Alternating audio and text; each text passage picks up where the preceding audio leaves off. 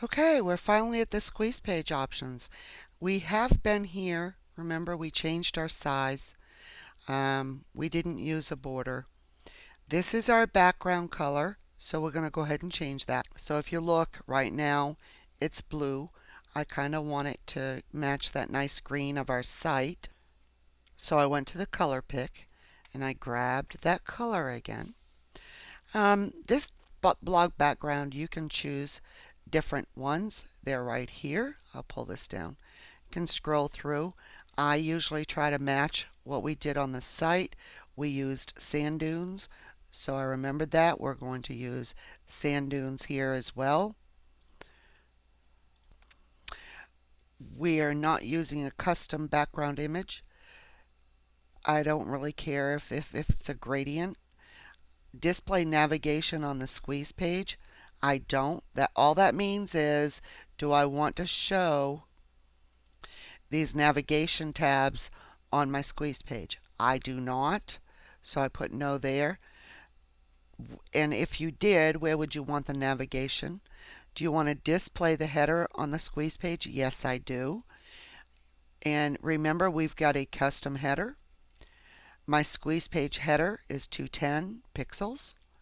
Do I want to display the text, title, and tagline? And we already said no because my header takes care of that. And if I wanted to, this is where I would put the tagline and header. And I could still do that and it wouldn't show because I've said no. And again, all these options here are if I'm not using this all has to do with the squeeze page, the titles, top margins. Here's my top margins, 25 pixels. If I wanted that to be a little bigger, I could make that a little bigger. All of this is the color of links on my squeeze page. If I put a link on my squeeze page, what color is it going to be? You can pretty much go through this and understand that. The color of the footer background. Now we went through the footer for the blog. The squeeze page footer is a little bit different. So I'm going to cover this in the next video because I want to show you the difference here.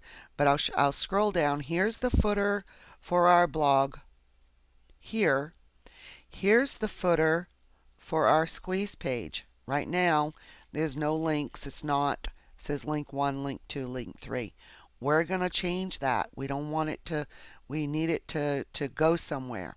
So I've got some code and I'm going to put it in this site. So we want Twitter, Facebook, those types of things. And all of these are colors again for the squeeze page buttons. We're not using that. So I'm going to go ahead and work on this footer and I'm going to show you, I'll even put this code in this blog post. Okay, I've formatted my footer and here's what we have. We've got our privacy policy, our sitemap, and our contact. These we do want in our footer. So I'm going to copy that. I'm going to replace what's in the default and basically I'm going to come up here and I'm going to save the changes.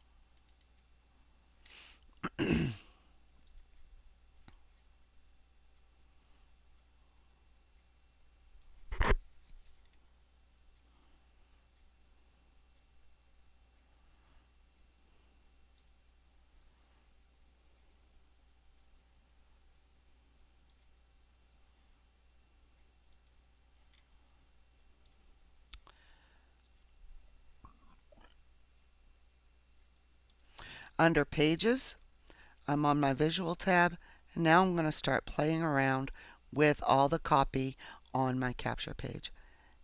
And that's the end of this tutorial.